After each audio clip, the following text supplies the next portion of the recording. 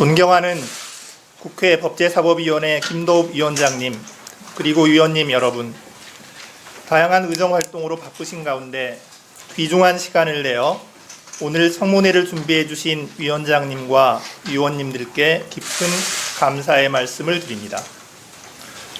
여러모로 부족한 제가 헌법재판관 후보자로서 이 자리에 서게 된 것을 과분한 영광으로 생각합니다.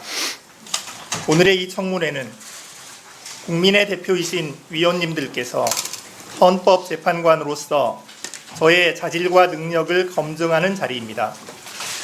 저는 헌법재판관이 가지는 막중한 책임과 사명을 명심하면서 여러 위원님들의 질의에 정직하고 성실한 자세로 답변하겠습니다. 저는 전북 정읍에서 2남 4녀 중 넷째로 태어나 초등학교 4학년까지 정읍에서 살다가 이후 전주에서 중학교, 고등학교를 졸업하였고 서울에 있는 대학에 진학하여 졸업하였습니다. 아버지는 정읍에서 초등학교 교장으로 정년퇴직까지 근무하셨습니다. 경제적으로 넉넉하지는 않았지만 부모님의 헌신적인 뒷바라지로 저는 비교적 무난하게 학창 시절을 지낼 수 있었습니다. 저는 1991년에 결혼하여 아들 둘을 두었는데 둘째가 자폐성 장애 1급 진단을 받은 자폐아입니다. 유난히도 잘생기고 순한 아이였던 둘째가 자폐 진단을 받고 나서 우리 가족의 생활은 송두리째 바뀌었습니다. 저희 부부는 자고 싶을 때 마음대로 잘 수 없고 쉬고 싶을 때 편히 쉴 수가 없으며 둘째랑 같이 외출을 하면 다른 사람들로부터 특별한 시선을 받아야 하는 고단한 처지가 되었습니다.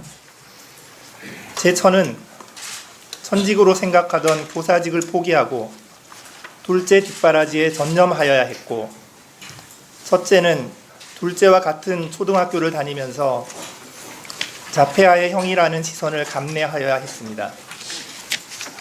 지금도 제 처와 저의 몸에는 둘째로부터 꼬집 피거나 물려서 생긴 상처 그리고 흉터가 남아 있습니다. 하지만 우리 가족은 최선을 다해 사랑으로 둘째를 돌보아 왔으며 우리 둘째는 가족들로부터 다른 누구보다도 더 많은 사랑을 받으며 살고 있다고 생각합니다. 하루 종일 둘째를 돌봐야 하는 힘겹고 고단한 생활은 지금도 계속되고 있지만 이러한 힘겨운 삶의 경험들은 저에게 세상에는 나 자신도 어찌할 수 없는 일들이 많이 있고 주변에 우리 가족보다 더 어려운 처지에 있는 사람들이 많이 있으며 내 처지가 좀 어렵더라도 더 어려운 사람들을 도와가면서 살아야 한다는 생각을 가지게 하였습니다. 그리고 이러한 경험이 저로 하여금 세상을 좀 더 폭넓고 깊이 있게 이해하는 계기가 되었고 법관으로서의 자세나 시각에도 긍정적인 영향을 주었다고 생각합니다. 저는 1993년 서울지방법원 의정부 지원 판사로 임명된 이래 지금까지 30년 동안 각종 재판 업무와 다양한 사법행정 업무를 담당하여 왔습니다. 법관으로서 저의 생활은 하루하루가 반성과 후회의 연속이었습니다. 어제 법정에서 재판하면서 있었던 일이 오늘 하루 종일 머릿속에 맴돌면서 내가 좀 더 잘할 수는 없었을까? 더 나은 해결책은 없었을까 하는 고민을 늘 하였습니다. 그 고민은 30년이 지난 지금까지도 계속되고 있습니다. 저는 1998년 일본 동경대학교에서 1년간 연수를 하면서 도산법을 연구하였는데 귀국 후 외환위기의 극복 방안으로 우리나라의 도산제도를 개선하고 통합도산법을 제정하기 위한 범정부적 연구 작업에 참여하게 되어 2000년에 미국 콜롬비아 대학교에서 6개월간 다시 연수를 하는 보기 드문 기회를 가지게 되었습니다. 그 기간 미국과 일본의 실제 재판 모습을 가까이서 지켜보면서 각 나라의 재판 모습이 서로 너무나도 다르다는 것을 체감하였습니다. 어떤 방식의 재판이 가장 바람직한 것인지를 늘 고민하였기 때문에 해외 출장이나 학회 등 기회가 있을 때마다 늘 각 나라의 재판을 직접 방청함으로써 개선점을 찾고자 노력하였고, 선진 사법제도에 대한 연구도 게을리하지 않았습니다. 서울중앙지방법원 형사합의부에서 재판장으로 근무할 때에는 형사소송법이 기초로 삼고 있는 공판중심주의와 집중심리주의 원칙을 실제 재판에서 구현하기 위하여 노력하였습니다.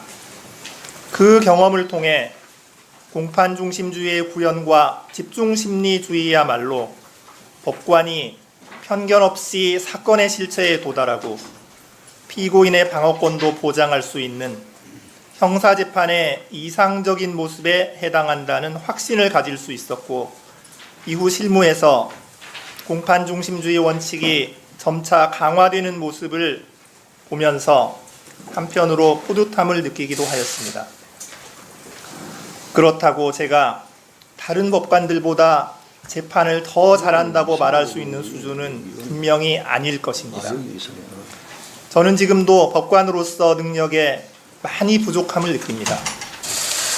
늘 고민하고 반성하면서 세상의 모든 사람들로부터 배우고 또 배워서 저의 재판을 개선하고자 하는 것이 저의 작은 소망입니다.